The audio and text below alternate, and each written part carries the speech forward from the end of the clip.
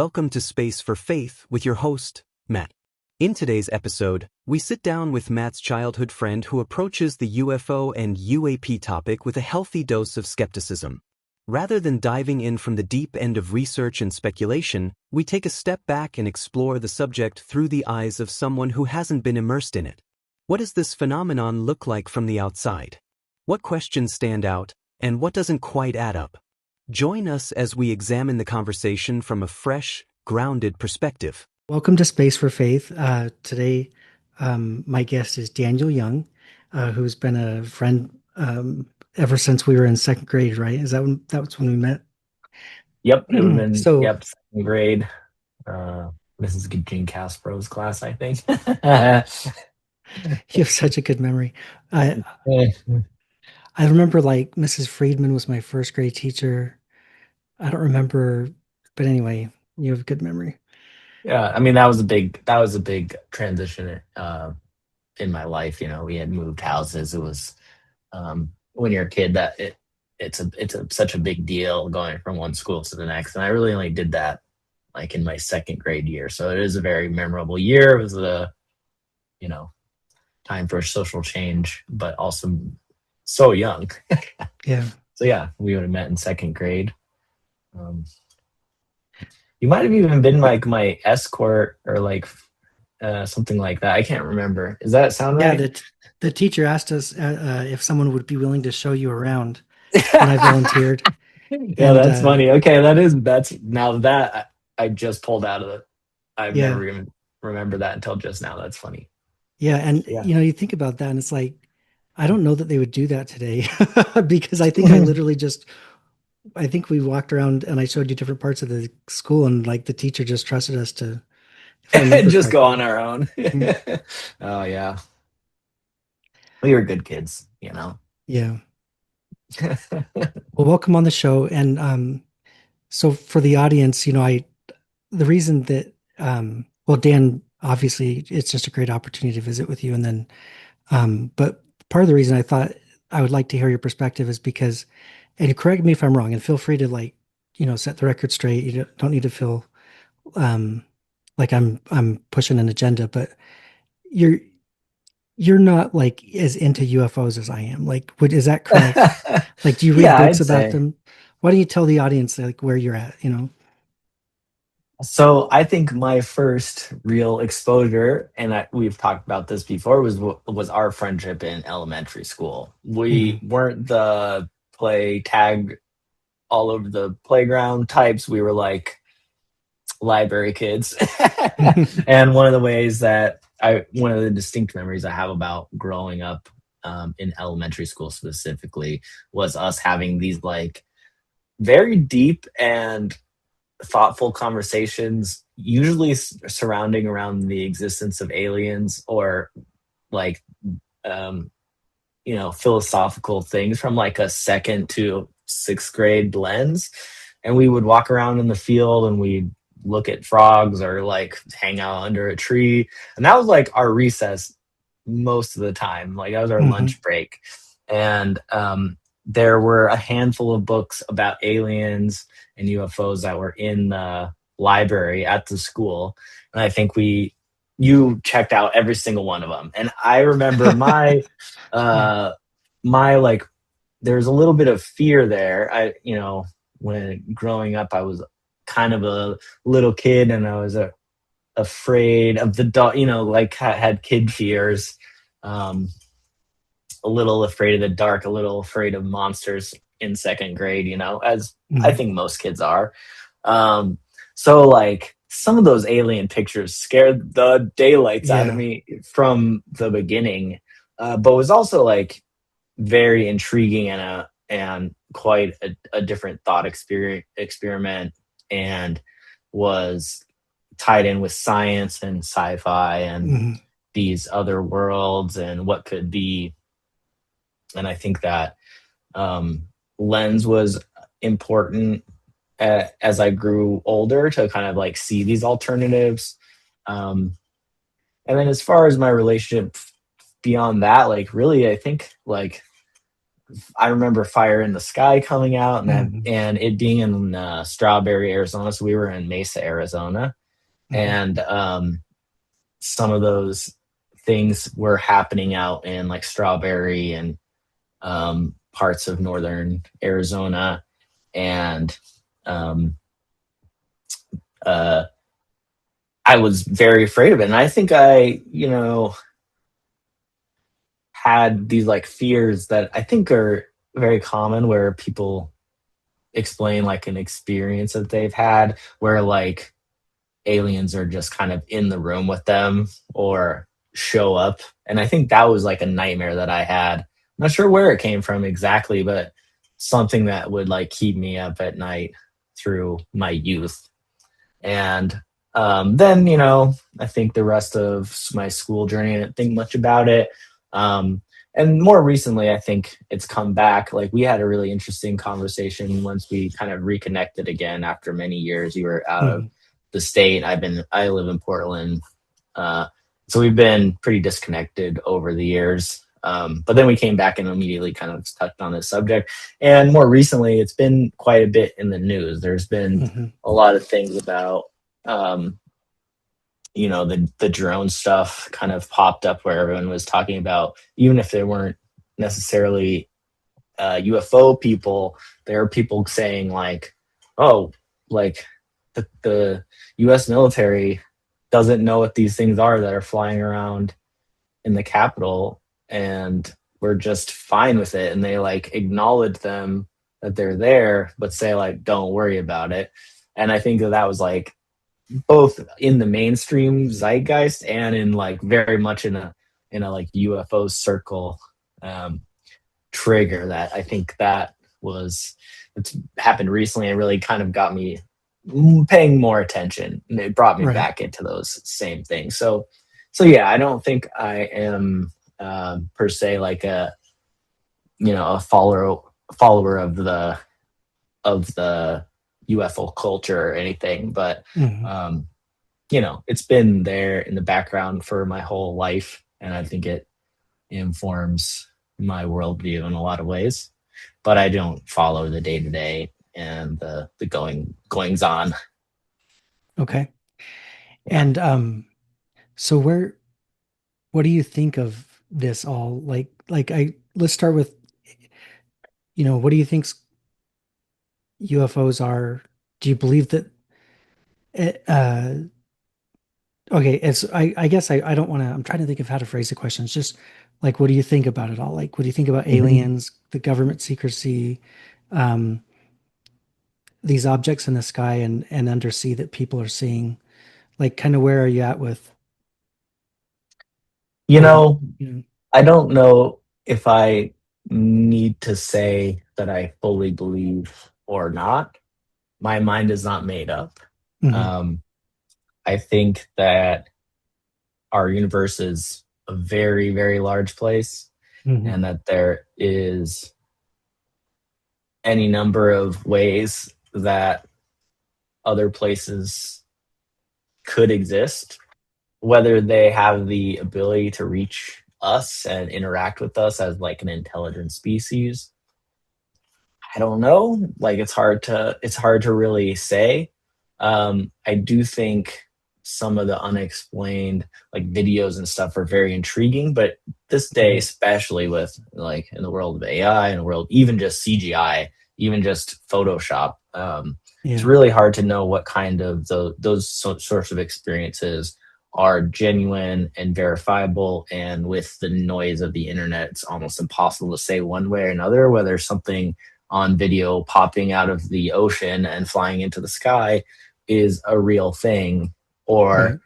completely fabricated, or a real thing that has a perfectly normal explanation, including like nation states that are doing things in a clandestine manner that we have very little awareness of. And there's also kind of the propaganda angle of it, that let's say those were Chinese drones flying over the Capitol. Does the government want to admit that they have no control over, data gathering drones that they believe to be harmless, but are outside of our capability to intercept, or would start World War III, or would be like burst the bubble of illusionment that we are all safe and untouchable in the US, or all these things that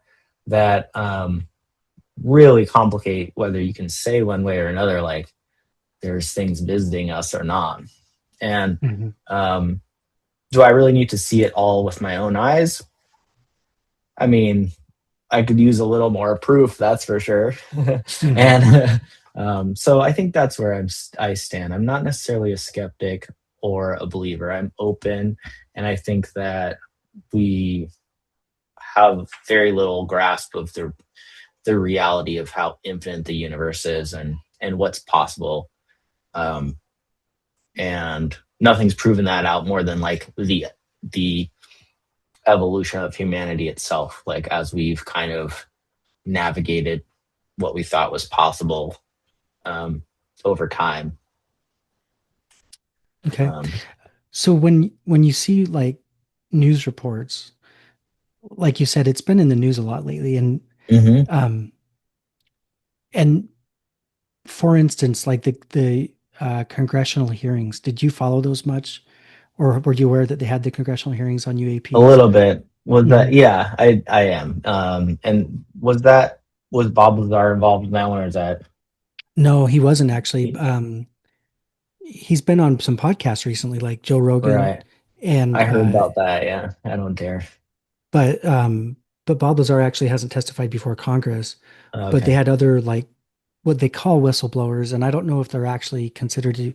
I guess one of them at least is considered to be a whistleblower from like the literal definition, not because he's saying aliens are real, but because he's saying that when he when he came forward about some of the things he had found working for the U.S. government is David Grush, but that Garage. Okay. Yeah. that Yeah. he got like what's like pushback or there was intimidation and other things that were perpetrated against him like unlawfully, I guess is so from that standpoint he would, I guess, be considered a whistleblower, but he made some pretty amazing claims, like that the US has a reverse engineering program, and and has since 1933, I think, when there was a UFO crash at Magenta in Italy, and claims that like the Vatican helped the US government, get it from the Italian government. And so we could research it. And then of course there's the UFO crash in Roswell, which let's just take a pause there and say, like, what are your thoughts about Roswell? Roswell. I mean, I think there was definitely something funny going on out Mhm. there, and that the government covered it up. Um, and yeah, I think I've gone back and forth on that. I don't know if I believe Roswell necessarily, but I think it's like, and certainly unexplained from my, like, I haven't done a ton of research around Mhm. how I feel about Roswell. I think I view it as absolutely a possibility that something happened out there and that somebody recovered things. I think the like contemporaneous news is kind of the biggest tell on that, where there was like, the day of the town newspaper reporting one thing, and then 3 days later, the government saying completely different. And, Mhm. the weather balloon theory and stuff. Like, I think there's definitely some obvious um, inconsistencies with the stories that were going on out there. Mhm. And um, that it's entirely possible that something happened out there, but I can't claim to know. Mhm. But yeah, like, I'm familiar with the lore around it, certainly. And then, you know, David Grush testified in front of Congress that, and I don't think he was testifying of firsthand knowledge, but I think because and forgive me, you're a very smart guy. I'm not trying to tell you anything you don't already know, so forgive me if I am. But like, and especially for the sake of the listeners, I'm going to recount some of Sure. but Please like do. David, he was part of what they call the UAP task force that had been established, I think, pretty much in response to the 2017 New York Times article that was, kind of opened up this concept of UFOs being real, and the U.S. government's been researching them, even Mhm. though for years they've said they haven't, because they basically back in like the 1960s said, "Oh, we haven't found anything. We're shutting all the research down. It's just misidentified natural phenomenon." Mhm. So for years they've That was the basically been one with saying, that fighter pilot that had that really good footage of the craft like right, yeah, spotting the plane, and they kind of interact and then it zooms off, right? And that's they kind of a talked about like classic that. UFO Mhm. story, right? Yeah. So, so David Grush testified in front of Congress that he had been assigned by the UAP task force to go and basically find out if there was, classified or secret government programs. And I guess David Grush, he'd been working for the National Reconnaissance Office. He had very high level security clearance. Like he would brief the White House on issues. So he had the highest levels of security clearance for certain types of topics. And as he would go around looking for answers about this, he was getting some pushback and some like doors that wouldn't open, which from what I understand, he was supposed to have had access to basically everything. Hmm. And then there were certain people that told him things and kind of verified the truth of these rumors about reverse engineering programs, non-human intelligence craft is what he called them, and also biologics. And he's never been real specific about what he meant by biologics. A lot of people Hmm. assume that he meant alien bodies, but of course, I mean, could there just be like residues and so forth inside the Yeah, well, skin whatever. cells But or yeah.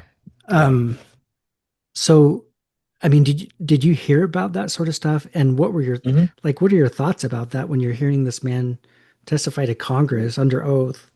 That all that people claim to be true for years is really true. I mean, what would that change your worldview, or do you just kind of tuck it away as interesting and? I guess I never really doubted that especially that the government would do that. I um I think that that's if there's anything that's been kind of fed through us to us through our society, it's a like anything around UFO stuff or aliens or whatever um, comes with the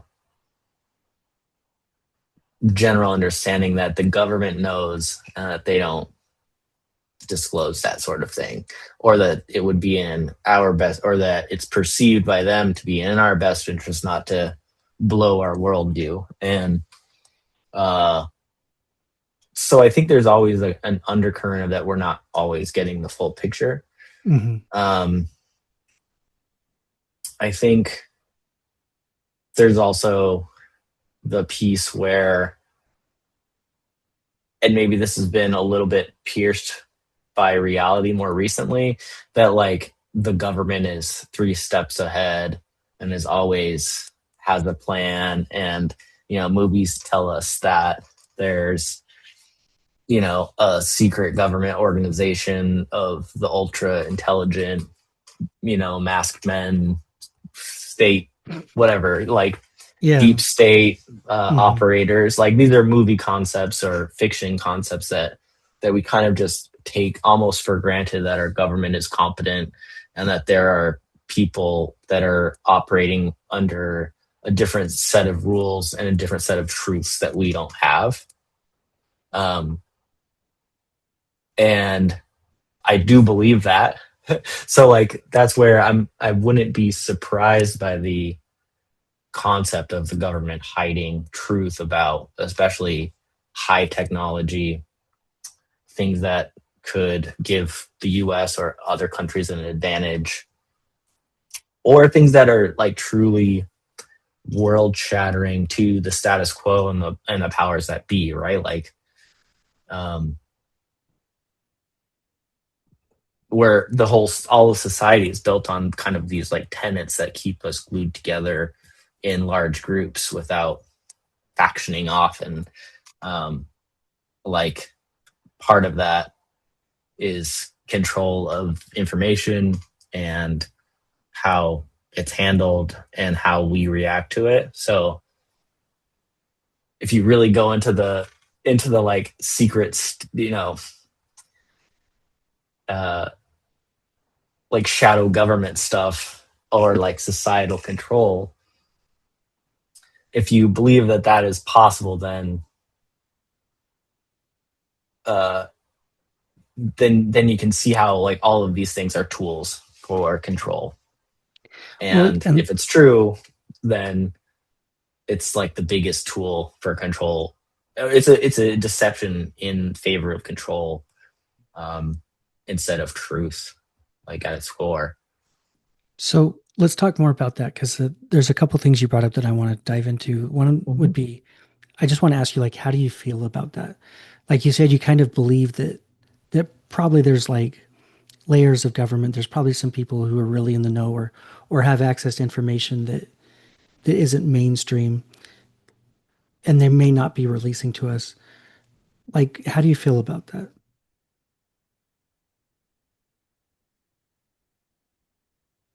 Uh, I mean, a little bit powerless, mostly, Mm-hmm. like a little bit, that,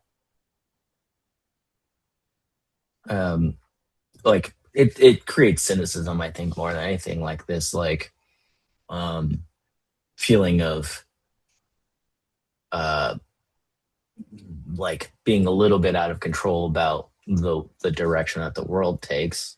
Mm-hmm. Um, at the same time, I think that like what I was alluding to earlier is like the piercing of the perception of competence has really come through in the way that we've handled crises in our current moment. And I don't want to get too much into politics, but it's a mess out there. And Mm-hmm. um, we're making a mess of it. And I think the concept of like a competent shadow government, or even just government operating as set forth by the rules that we've kind of agreed to, or we're perceiving to have been effect over my entire life, are now showing such cracks and um, ignorance and like populism and these like things that I think fundamentally are counter to the idea of like a group in control.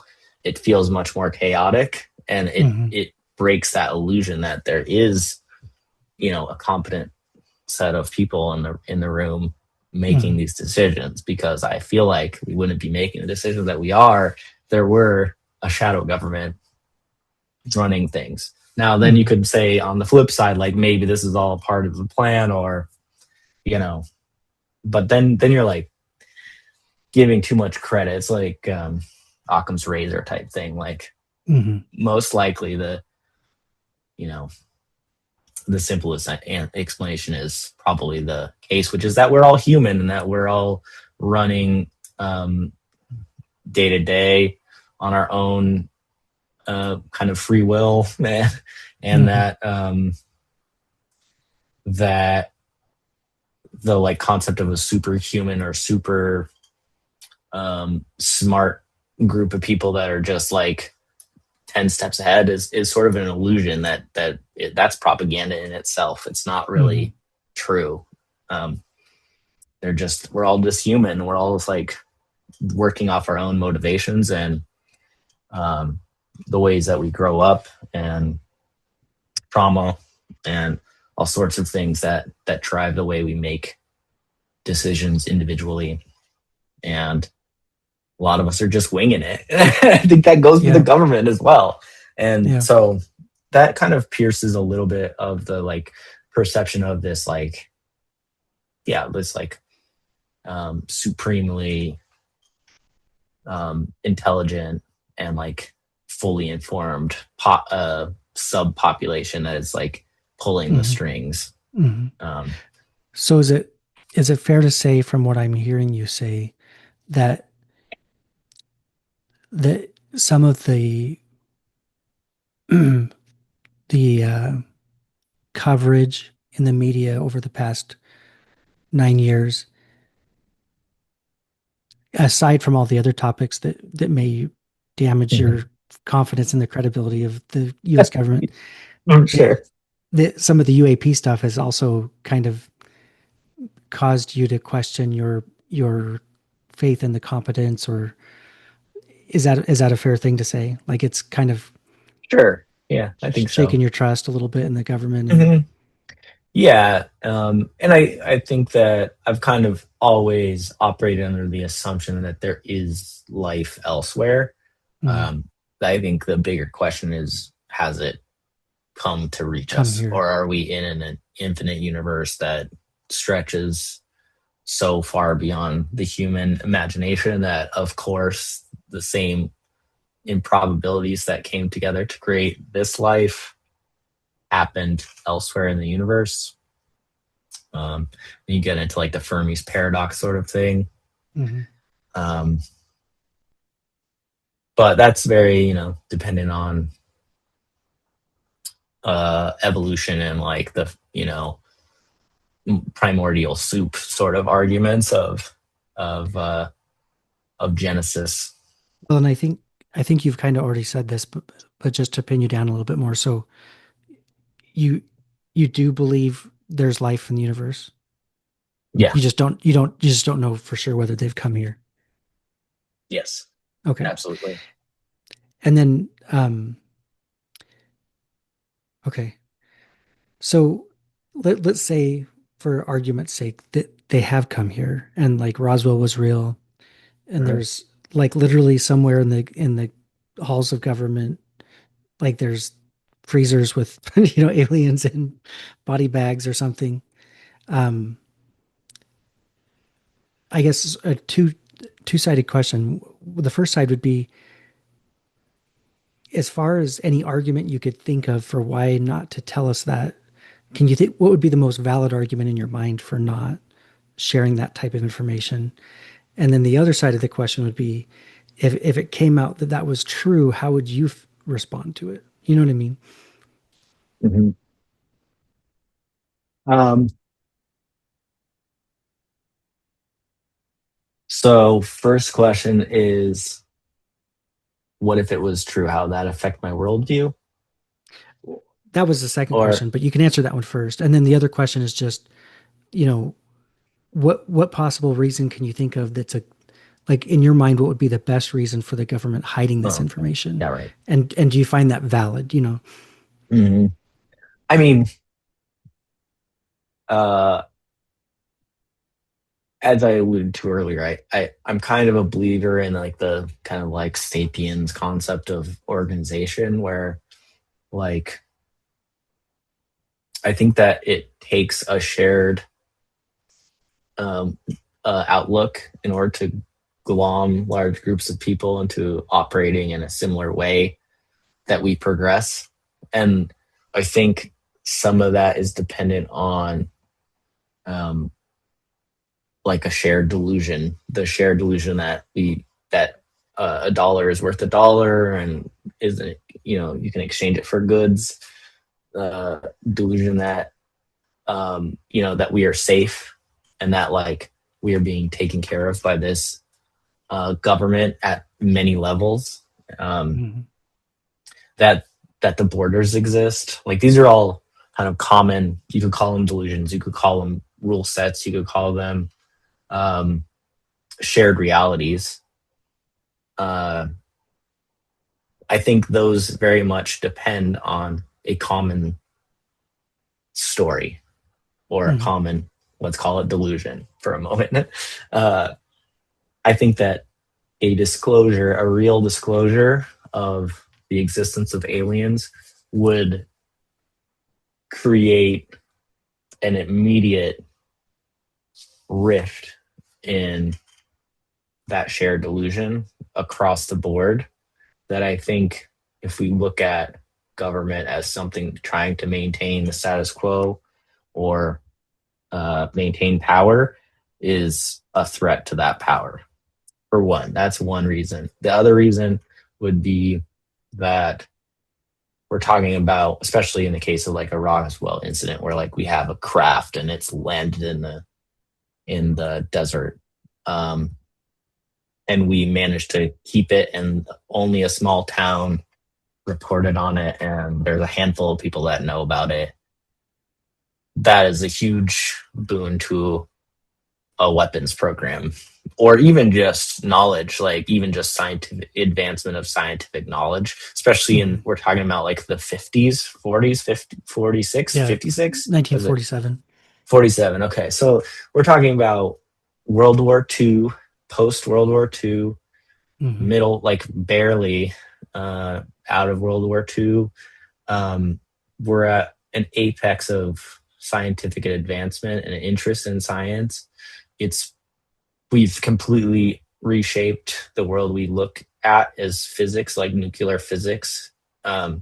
Nuclear physics has completely redefined everything that we know, and warfare has also been completely redefined from like a 30-year period. Like we're talking about World War One, where, you know, some of the countries showed up with like bayonets on horses to an army with submachine guns that were firing 60 bullets a second at, 600 yards. And you show up in war, like dress blues and a horse. Like the rapid advancement of scientific worldview like exploded during that time. So 1947 is like in the heart of that. So if you're the government in 1947 and you've witnessed nothing but change in the last 30 years that has completely revolutionized your perception of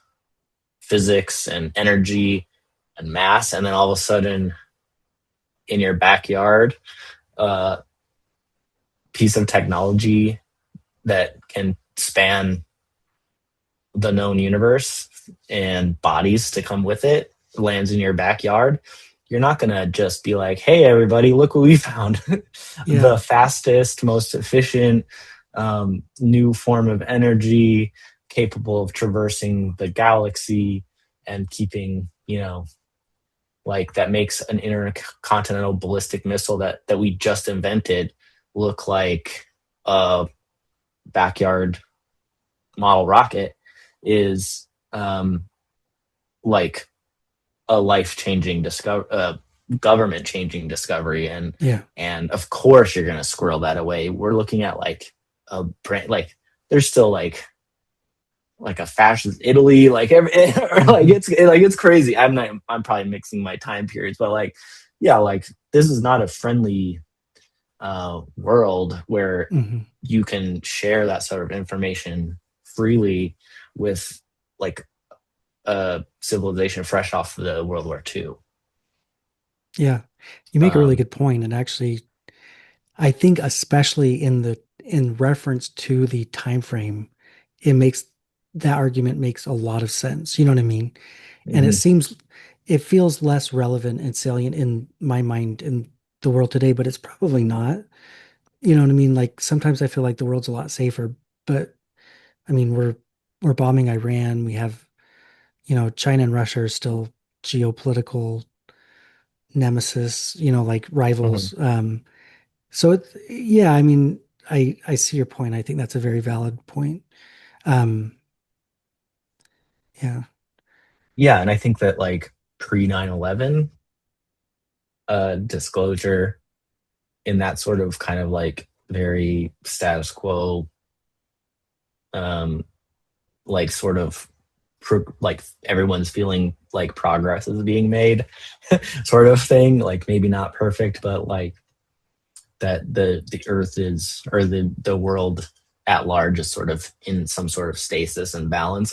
And at least my perception of it, like the 90s were kind of, in my opinion, like the peak of like when things worked the way they, like capitalism was firing on all cylinders without like squishing us too heavily under its boot. Like that like 90s time period of some optimism, and really like we were just picking at just these it just seems like the problems at large were so much more trivial at the time. Whether that was naive or not is a different thing, but like I think that generation, right, would have accepted a disclosure of the existence of aliens in a more optimistic way than same thing like right now.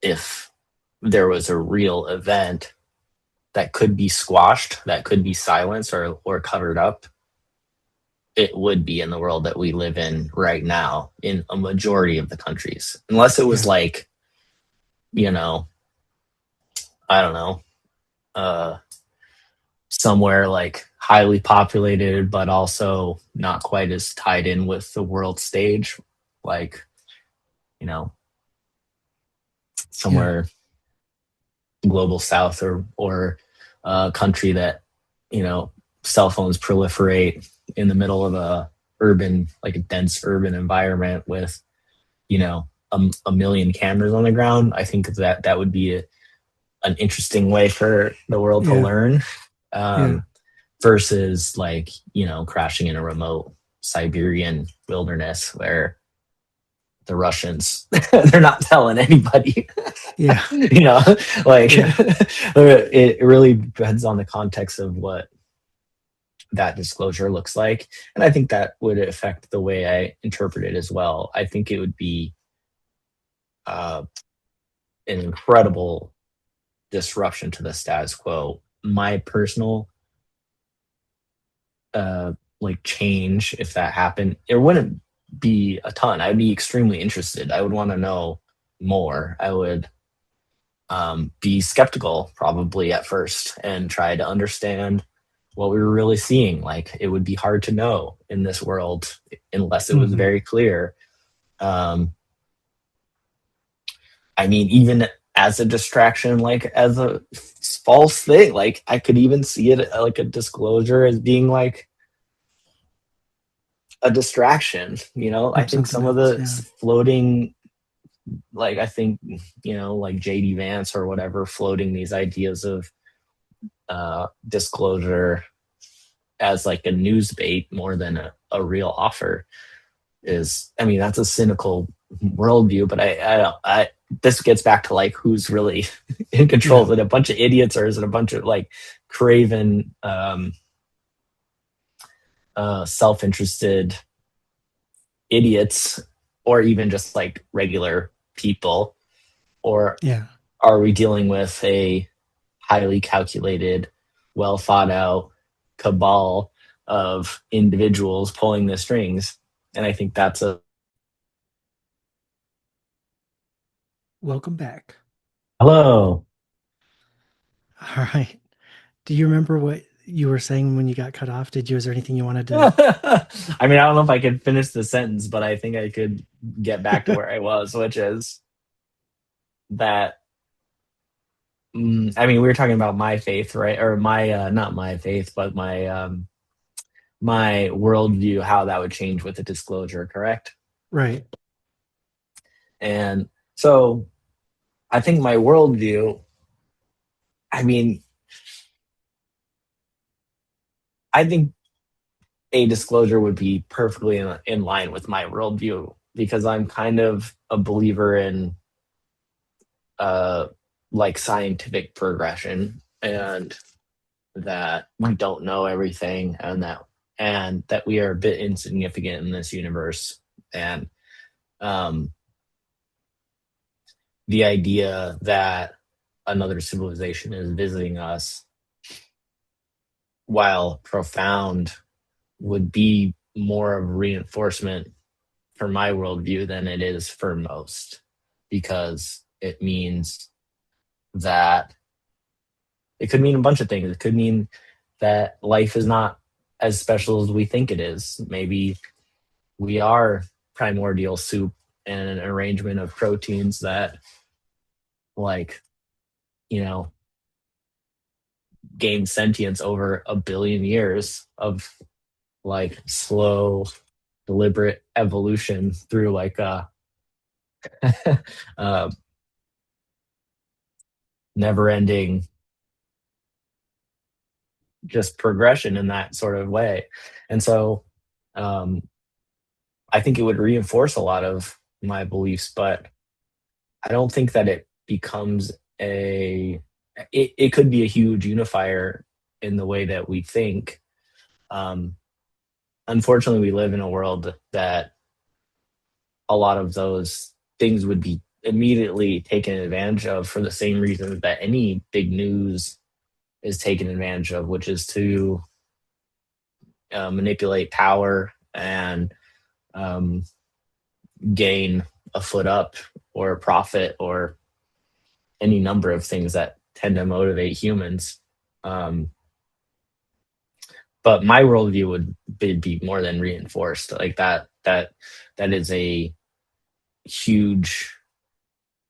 Um, I'm not sure what the word is, but a reinforcement of scientific discovery and progression and um, truth that decenters humanity in quite a big way, especially if it was like followed on by, let's say we are having communications with another life form that's capable of interstellar travel.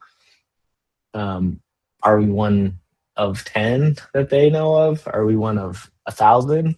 Are we one of 1,000,000?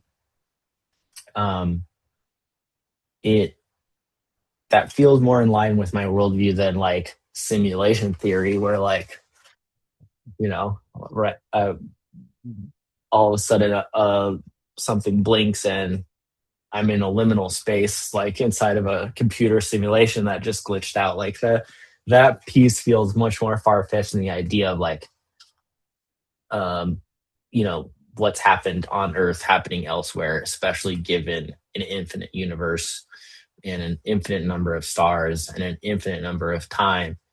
Um, Okay. the idea of that of a civilization forming in that time or multiple doesn't seem that far fetched to me. I agree with you. Now, let me ask you this, like what, well, and I'll start out by saying, so Travis Taylor, do you know who Travis Taylor is?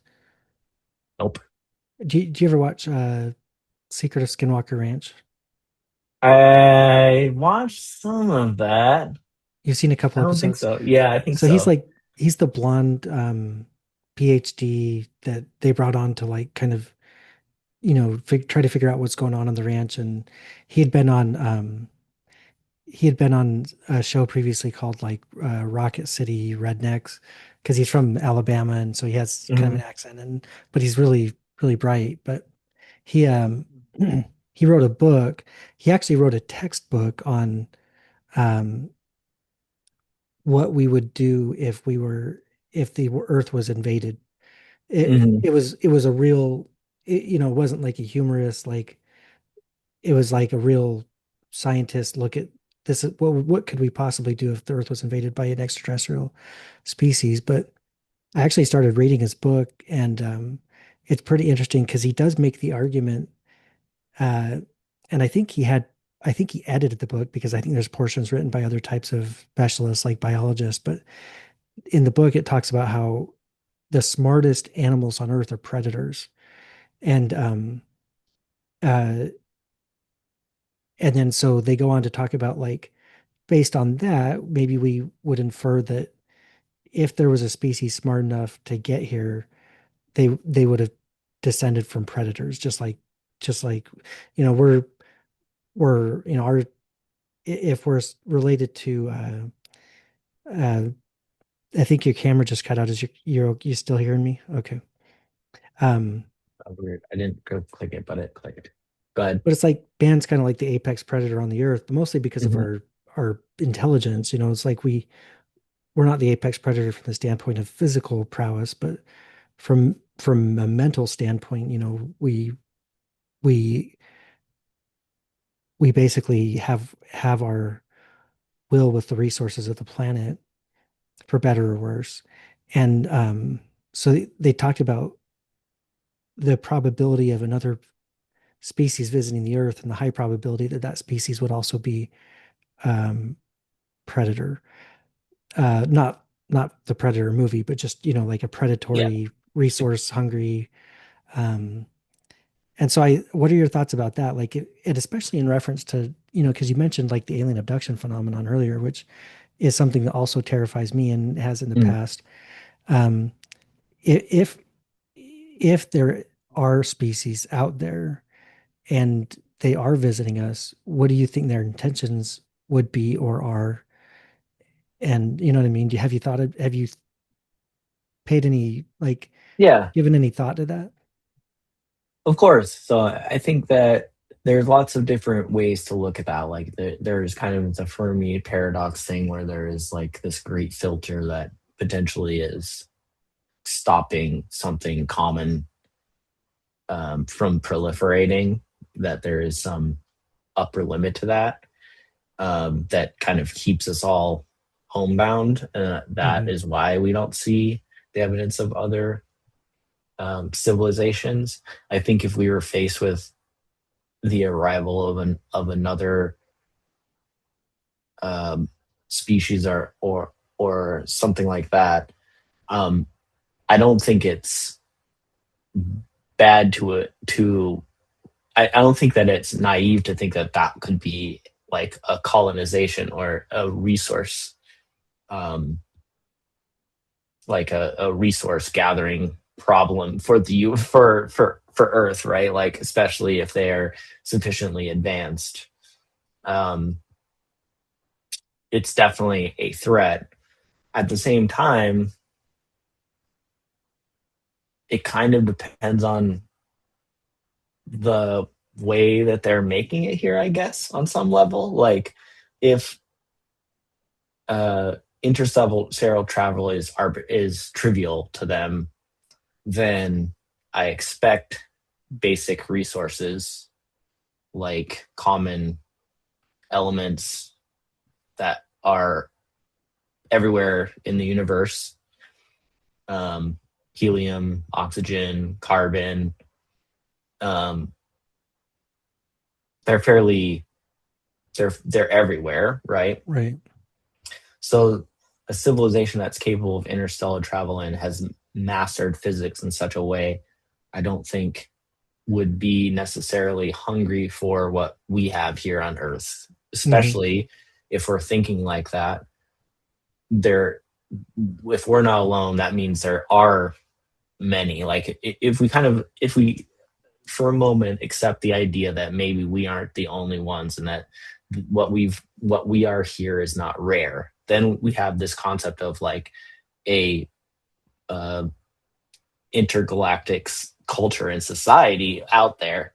Whether we're aware of each other or not is one thing, but if there's a some part of that that's visiting us, that means they have this like completely different worldview of what exists and what doesn't. So could they be here to ravage the planet and take us over and, drain the resources from the place? Absolutely. I think that is a fear that comes with all human cultures, rightfully so. Like, you know, if we're talking about, um, you know, humans going from clans of 20 to 150 to 1,000 to a million to 7 billion, um, we're all descended from the cultures that made it through probably a similar circumstance. Like colonization has been happening forever, and I think that's why it's a core fear that an alien civilization would be here to colonize and to take our resources, because we've done that as the victors, that we've arrived here Hmm. over thousands of years. Like we're the apex predator of civilizations. Like this Hmm. kind of whatever we've built here is, um, the result of some randomness, some chance, some uh, I don't know, maybe intervention, or who knows. Like we've arrived here um, on the backs of civilizations that have failed to arrive here, whether due to conflict or because of like kind of the homogenization and takeover of society like that. It's a core fear. And so obviously to extrapolate that into the universe, we would expect that on some level we would be a resource to be colonized by an apex predator, like you're saying. Mm-hmm. At the same time, on the flip side of that, you've got like the Star Trek post scarcity Yeah. worldview that like that that societies that like you know that societies or that civilizations or that species themselves should be allowed to exist um, harmoniously and determine their own fate, and that like Mm-hmm. the ultimate use of technology is to relieve burden and scarcity from um, the people that for everyone really. It's not it's like it's a little anti-capitalist. It's like a post scarcity, like there is no reason to hoard resources, there is no reason to colonize if your technology is so advanced that you can provide for your own people enough that you can take on a task like interstellar travel. Like Mm-hmm. the idea that you would be starving at home and then commit to traveling to another galaxy hoping that you'll find the resources that you need, like those are kind of almost contradictory things. Like, are they doomed and they're trying to find resources, or are they so technologically advanced that they can span whole, like expend energy capable of interstellar travel, but they can't feed themselves, or they need planets to harvest? Like, I guess I'm not ruling that out, but I think that because I think that's a bit, it's human centered. Certainly, that's what we Mm-hmm. do. So that's what we assume everyone else will do. And I think that's always a bit of a mistake or Mm-hmm. an assumption that we can't make about the motivations of some theoretical other civilization. Right. We have You to make really assume good some amount points. of agency on their part, and ideally the like concept of good and um, not destroying is like Mm-hmm. you know I hope some part of advancement. Yeah, you make really, really good points. I think you made some really good points, especially in reference to, if someone has technology that advanced, like you think of, Star Trek, and it's like they have replicators that can presumably take matter from somewhere else and change it into food. You know what I mean? Like there's Mhm. no Yeah. shortage of food, water, like in a post scarcity society like that, what would be, it changed the whole paradigm for humans. So that kind of changes the idea of, a predatory species ranging through the universe, like in the movie Independence Day. You know what I mean? It's Mhm. like Yeah. obliterates planets and takes their resources. And it's like, it seems pretty, um, seems like a really barbaric and unintelligent way to do things for someone who's advanced enough to cross the galaxy, but, Mhm. um, let's shift gears a little bit. And I'm not sincerely not trying to put you on the spot. This is just something that's kind of been weird to me about the whole conversation with regard to UFOs and UAP. Now, like listeners to my show will obviously know I'm a person of faith. You know that I am. Mhm.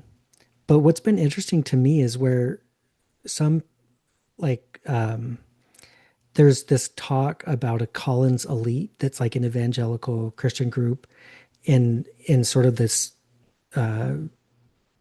it's almost like a not nefarious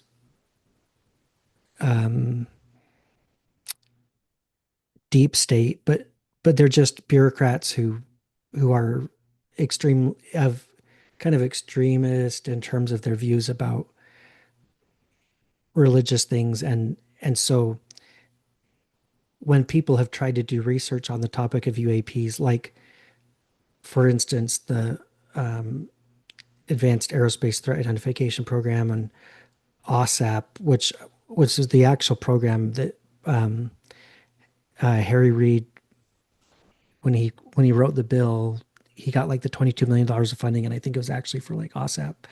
And I don't remember what the acronym for OSAP stood for, but I mean, there was a short-lived government-funded program to explore this topic, but evidently they were getting pushback by this Collins elite, and you even you have people like Tucker Carlson and someone else who recently said this, and I'm trying to remember who it was, but they said that they stopped looking into UFOs because someone in the government who was in a position to know said they're demons or they're Mm, associated with demons. And in my sure. mind, I'm like, that's so weird that they would say that because they're taking for granted that demons are real more than aliens are real. You know what I mean? Like Right. I don't. And in my mind, there was this like, there's like this disconnect where I'm like, does everybody believe in demons enough that it's okay to just make that comment, but it's not okay to say you think they're aliens? Like, you know what I mean? Like, what's your perspective on that? Like, what do you think is for? Like at the intersection there, or like, I mean, that gets back to kind of the status quo kind of thing. Like there are, um, like I think there is a human tendency to explain away things we don't understand with whatever requires us to do the least amount of stretching out Yeah. of what we call normalcy.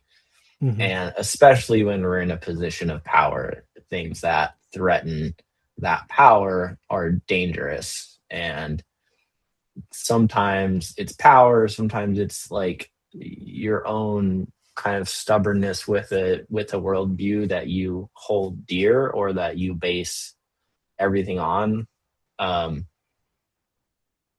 that the only way to look at something like that is to frame it in your own worldview.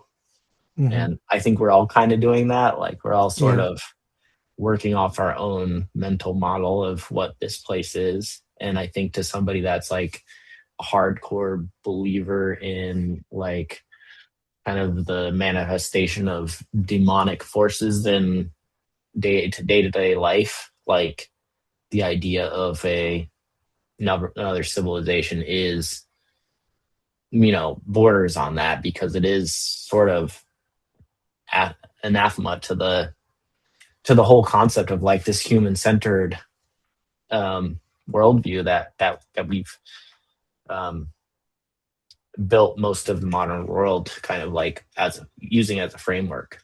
Hmm. Um, so I guess I'm not super surprised by by that because I think that is like permeates um, to our culture today. Like Hmm. that's that kind of those are all worldviews that keep us all kind of like on the same track and uh and it keeps people in power. And so I think somebody in power seeing that sort of thing is going to explain it away in a way that they don't have to talk.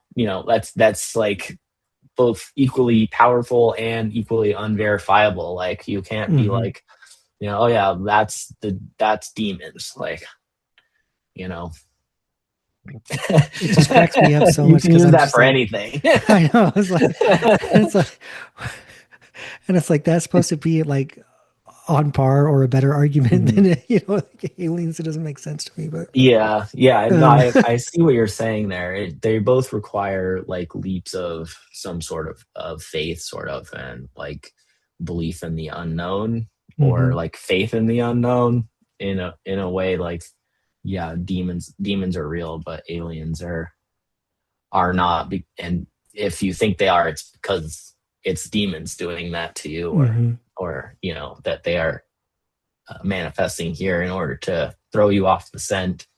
Yeah, Um,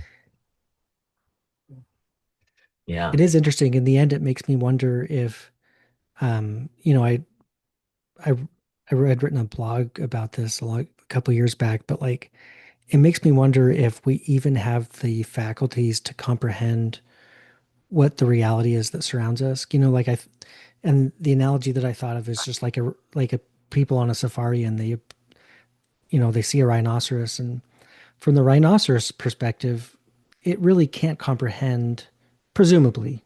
Like I don't really know how intelligent a rhinoceros is, but I'm making the assumption that they would look at a Jeep and the people in the Jeep, and it would just be like, I don't know what their comprehension of it would be, but they Mm. certainly wouldn't have the comprehension, I don't think, of the motives of the people, or the idea that they're on vacation and they have lives and jobs back home and yada yada yada. It's like I don't think the rhinoceros has like the mental faculties, like the brain architecture and software to actually fully comprehend like what the Jeep is and how the Jeep works and what the humans are.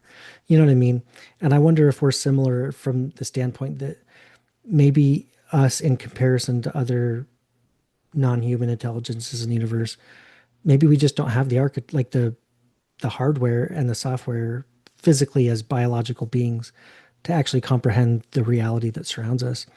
Because like one of the things that's really interesting about the phenomenon is what a lot of people call it. You and I have talked mostly about UFOs and stuff like that, but when you watch shows like The Secret of Skinwalker Ranch, there's a lot of just like paranormal things that happen. Like it's not all about UFOs. Mhm. And so you get into this thing where it's like people talk about nuts and bolts craft versus other things. And and Mm. and inexplicably you have to end up talking about the other things, because when you actually dive into the literature and you actually read firsthand reports, there's almost always other things. What I mean by other things is like paranormal happenings. People talk about poltergeist type activity in their house. Mhm. In fact, and I haven't been able to verify this, but like when I say verify it, like I've heard people talk about it authoritatively, but I haven't been able to find any like firsthand accounts spoken of by, oh man, and I'm completely blanking on his name, but the gentleman, the pilot, Kenneth Arnold in 1947, who he they actually say that he opened the modern UFO era. He was a he was a private pilot. There was, I guess, a downed military aircraft that there was a reward if you could help find it. So he was flying over the mountains in Washington State and saw 9 objects, and he said they skipped like saucers. Like he described them like that. He didn't say they were saucer shaped. He actually said they were boomerang shaped, but the media then called them flying saucers because they just grabbed onto that.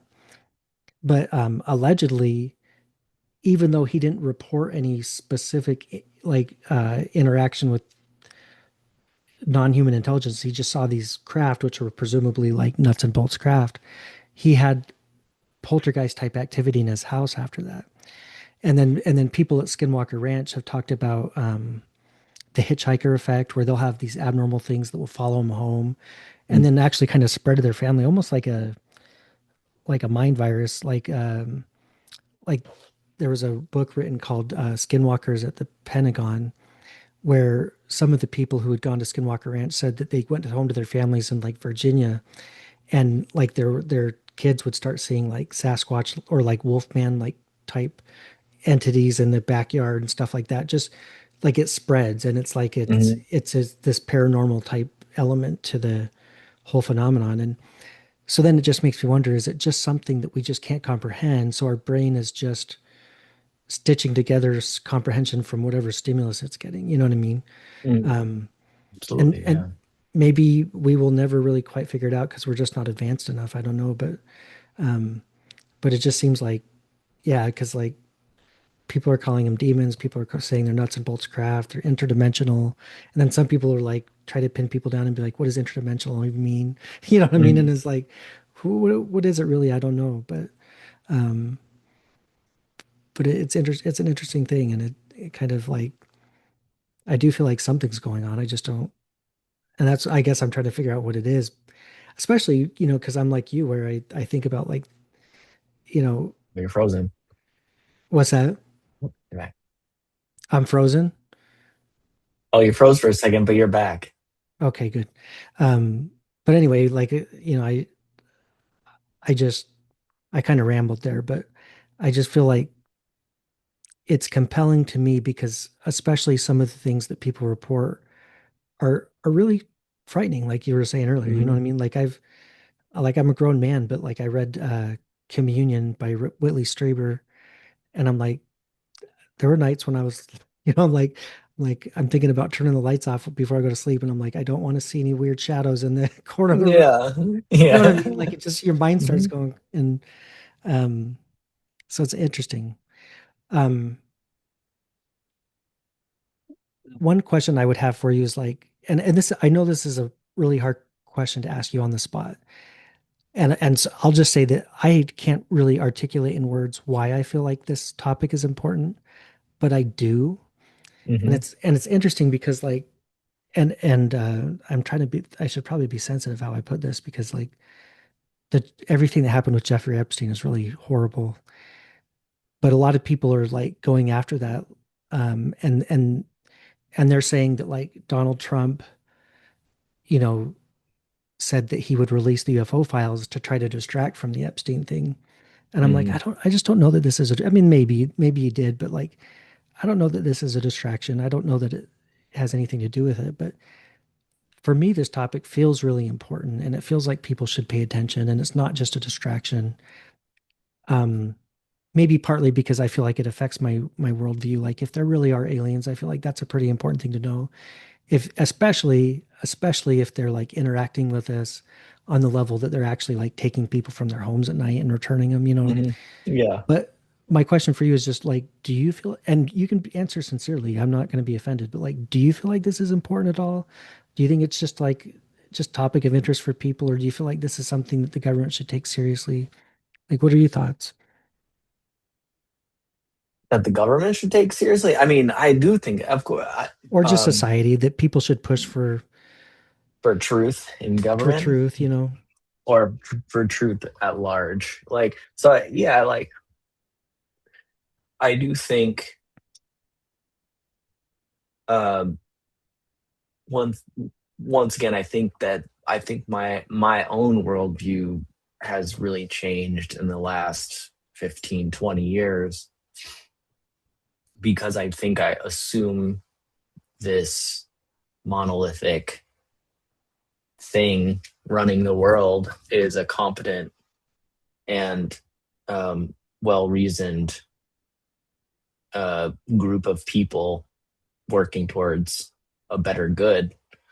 And I think the cynical part of me in the most recent times, I feel like that illusion has been really broken apart. And so I think some of the cover up aspect of it requires an amount of coordination and